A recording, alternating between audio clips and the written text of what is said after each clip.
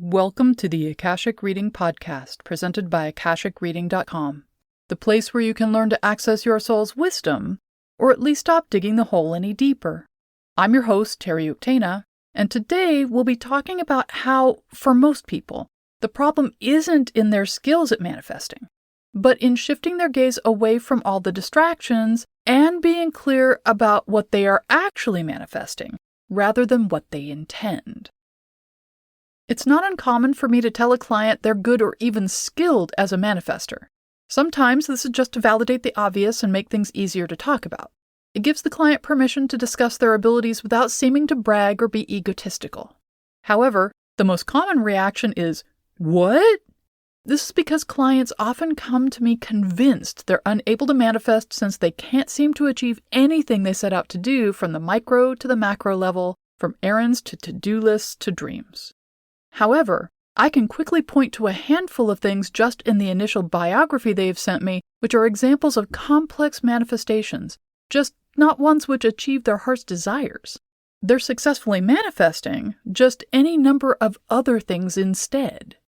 Most people learn to manifest a bit like an athlete preparing for competition. They use their mind to envision exactly what needs to happen, what the end result should be, and what their life would be like after it's happened. They engage their willpower to keep those thoughts present and avoid any thoughts to the contrary, as well as wrangling their emotions away from doubt and into positive affirmations and assent, all of which swings the odds of success in their favor. It's not a guarantee, but it removes all the barriers which are within the control of the individual, whether athlete or manifester. Conscious effort and actions work to narrow down external negative factors and smooth the way for success. Once these things are in place, it's a matter of showing up and doing what needs to be done when it needs to be done. If things don't work out, then it's back to the drawing board. In corporate terms, there's a need to do a postmortem to see what went wrong and what can be done differently the next time to get the right result. Wash, rinse, repeat. This is a valid method of manifesting, and some people have a great deal of success with it. However, most people get very frustrated because its efficacy is spotty at best. Sometimes it works, sometimes it doesn't, and often there doesn't seem to be any reason for the latter. They do everything right and still get no, marginal, or disastrous results. Often the reason, which they're unable to see, is this model of manifesting is mechanical. It sees the external world, all other beings, all other involved parties, as static objects or materials to be used or manipulated into compliance. It's as if the person was on a deserted island where they are the only conscious actor and everything is at their disposal. However, reality is quite a bit more interconnected and interactive than that, and so manifestation needs not only to take into account everyone and everything involved with the project, but also the fact the project is entering into a symphony of others' manifestations already in progress. Another reason things go awry is this form of manifestation is top-down, seeing intention and willpower as the manager of things, while the emotions and body are treated as employees which need to follow through on the tasks they're given. However, if anyone has come across a situation which is frightening or threatens our survival, such as impending eviction, or being fired or made redundant, receiving a bill which we have no means to pay, or a medical diagnosis when we don't have insurance, the body and the emotions it generates can overwhelm our intentions in a split second. We can go from independent, intelligent urbanite to red in tooth and claw in the blink of an eye. While it's possible to manifest despite or in the face of such survival instincts and deep fears, these situations are more the exception than the rule. Manifestation occurs through the harmony of our entire being, mind, body, soul, and emotions. Fear, anger, and threat are some of the strongest, most potent energies we experience in embodied life. Joy and ecstasy are as well, but those ask us to unfold and be centered where the others drive us to act. Hence, we don't do a lot of problem solving when feeling ecstasy, nor do we do more than laugh, hug, and or cry when experiencing joy. Clients get confused when I point out their manifesting skills because all discussions about manifesting conflate the means by which manifestation happens and the goal which the manifester is attempting to achieve.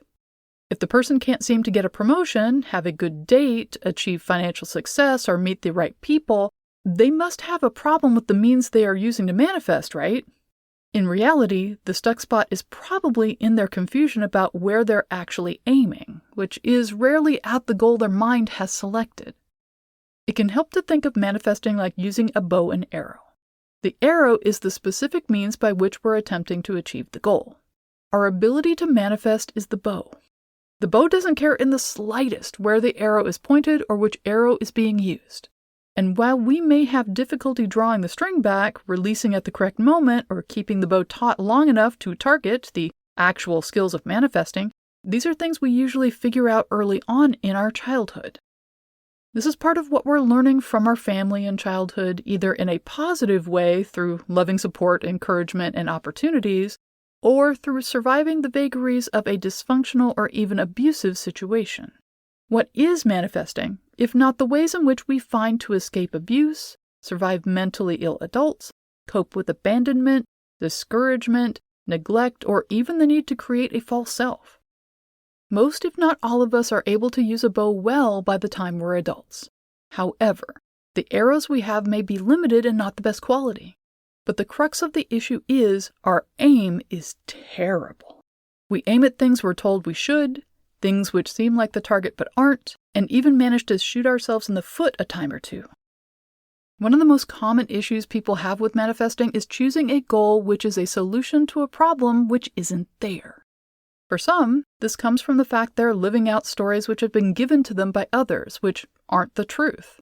If we are the stories we tell of ourselves and our lives, if we write the narrative of who we are, then it's important to evaluate those stories.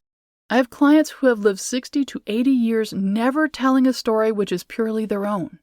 Instead, everything about them is a reaction to their parents, their siblings, what was expected, and what should have but didn't happen because of whatever. This means that everything they have manifested has been aimed backwards and to the sides at others and those lives, rather than forward at goals which would move the client forward on their path or even bring them to a small portion of contentment. Others create and play out narratives about the people in their lives and their situation which have very little basis in fact. They assume rather than ask, try to speculate on what could be, make up stories about why things occur or what people mean, then manifest in order to navigate the narrative which comes into being from this. Because most of what they experience is only adjacent to what is actually happening, possible, or probable in any given situation, they manifest solutions to situations and problems which don't exist. This causes them to go through the entire manifestation process, expending energy to draw the bow, nock the arrows, and fire just as if they were manifesting their dreams or building out the next phase of their path.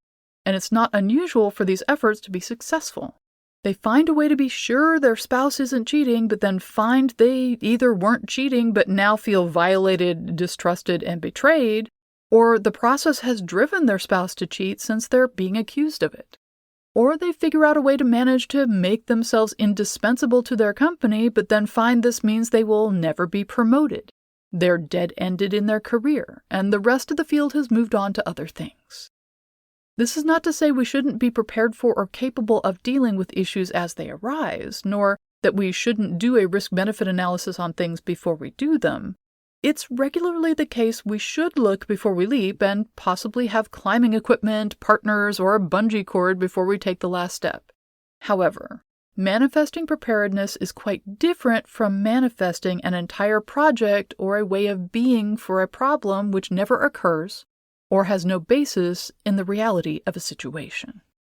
So rather than beating yourself up one more time for not being able to manifest what you want or looking for another method of manifesting your desires, take a step back to realize you have been and are manifesting rather successfully and have been all along. The problem is what you're manifesting, not how. Check what arrows you're using. What stories have you told yourself repeatedly which aren't really yours or relevant to you? What narratives do you live out which are holding you back? Are you manifesting things which in the end aren't necessary or which cause problems rather than solve them? Manifesting what you truly intend may be as easy as shifting your gaze away from all the distractions and raising your arms a bit more so your arrow flies towards your best life. And that's all the time we have this week. If you're interested in knowing more, check out my website, akashicreading.com. Thank you to my patron of honor this week, Jennifer Keene. If you're enjoying this podcast, please consider supporting it by subscribing on Patreon. For just $5 a month, you can join in weekly patron-only classes, see all my other offerings, and get regular updates about what I'm working on at patreon.com/TerryUktana. Thanks. Bye.